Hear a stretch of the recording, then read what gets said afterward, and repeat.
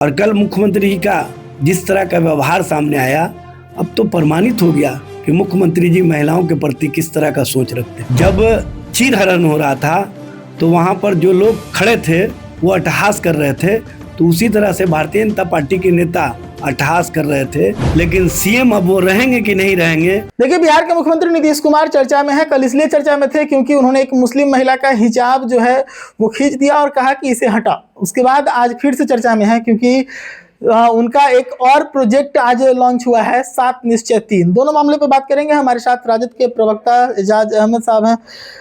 सबसे पहले हम बात करेंगे जो हिजाब वाला मामला है, कैसे देखते हैं इस चीज़ को? लगातार बिहार के मुख्यमंत्री, देखिए, मुख्यमंत्री नीतीश कुमार जी सार्वजनिक जीवन में जिस तरह का व्यवहार कर रहे हैं, जिस तरह का उनका हरकत देखने को मिल रहा है, कल जिस तरह से उन्होंने आयुष डॉक्टर को डिग्री देने के समय जिस तरह से उनके हिजाब को हटाने का काम किया, ये फंडामेंटल राइट्स जो किसी भी धर्म के लोगों को मिला हुआ है, धार्मिक आज़ादी को छीनने का प्रयास किया है और महिला को अपमानित किया है।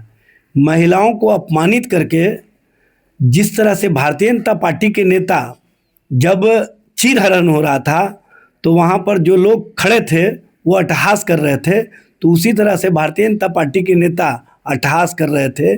स्वास्थ्य मंत्री मंगल पांडे जिस तरह से हंस रहे थे, मुस्कुरा रहे थे, ऐसा लग रहा था कि महिलाओं की इज्जत, महिलाओं के सम्मान और महिलाओं के प्रति इन लोगों की क्या सोच है, यह स्पष्ट रूप से सामने आ गया। और जिस तरह का दृष्टि मुख्यमंत्री जी का दिखा, पहले तो लोग कहा करते थे, लेकिन अब प्रमाणित हो गया कि मुख्यमंत्री जी महिलाओं के प्रति सम्मान का भाव नहीं रखते।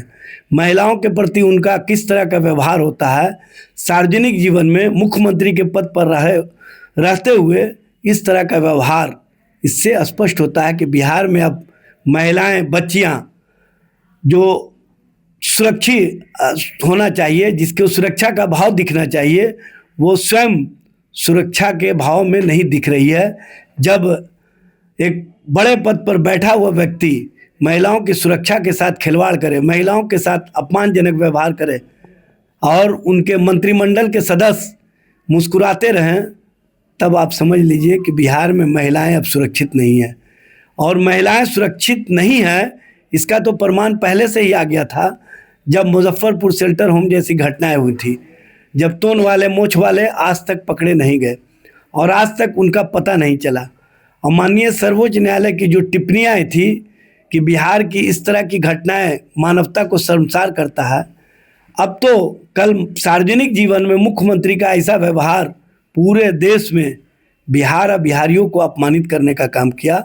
और मुख्यमंत्री जी ने ये स्पष्ट कर दिया कि इनका महिलाओं के साथ किस तरह का व्यवहार होता है। चुनाव के पहले भी इस तरह के आरोप सीएम के ऊपर लगे थे, लेकिन इस बार जब चुनाव के परिणाम आए तो दावा किया गया कि महिलाओं ने बम्पर वोटिंग की है सीएम के लिए। देखिए, वोटिंग किया नहीं किया ये मामला नहीं है, लेकिन 10,000 रुपया आपने दे करके कहीं ना कहीं जिस तरह का आप व्यवहार शुरू कर दिए हैं, परिणाम के बाद जो गरीब वर्ग की महिलाएं हैं, जो पिछड़ा वर्ग की, अति पिछड़ा वर्ग की हैं, जो दलित वर्ग की हैं, उनके आंखों में आंसू आप देखिए।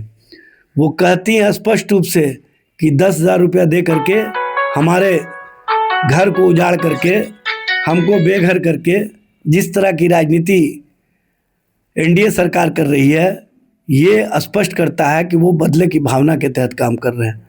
और कल मुख्यमंत्री जी का जिस तरह का व्यवहार सामने आया, अब तो प्रमाणित हो गया कि मुख्यमंत्री जी महिलाओं के प्रति किस तरह का सोच रखते हैं। 7 निश्चय 3 लॉन्च हुआ है आज, जिसमें केंद्र जो है वो महिला है, रोजगार है, कृषि है और युवा है।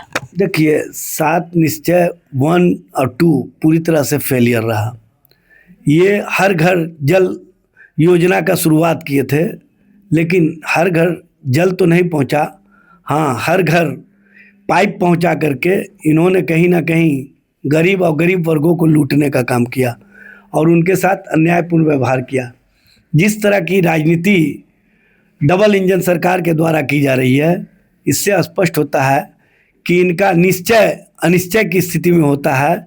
और ये बिहार और बिहार की जनता के लिए कोई निश्चय करके नहीं आते हैं, सिर्फ और सिर्फ उनके साथ इस तरह का भ्रम और गेमिंग करते हैं जिससे कि उनकी राजनीति और उनकी राजनीति का कौन चलता रहे, और अपनी राजनीति को बनाए रखने के लिए ये हर एक चुनाव के बाद नए नामों के साथ आते हैं, लेकिन पुराने जो योजनाएं हैं, जो पुराने निश्चय हैं, वो अनिश्चय की स्थिति में है, उस पर कोई चर्चा नहीं करते। चलते चलते एक आखिरी सवाल होगा, एक बार फिर से ये मुद्दा चर्चा में आया कि सीएम पीएम मटेरियल है जमा खान का ये बयान। देखिए, सीएम पीएम के मटेरियल है कि नहीं है वो अलग मामला है, लेकिन सीएम अब वो रहेंगे कि नहीं रहेंगे ये भारतीय जनता पार्टी का मामला है।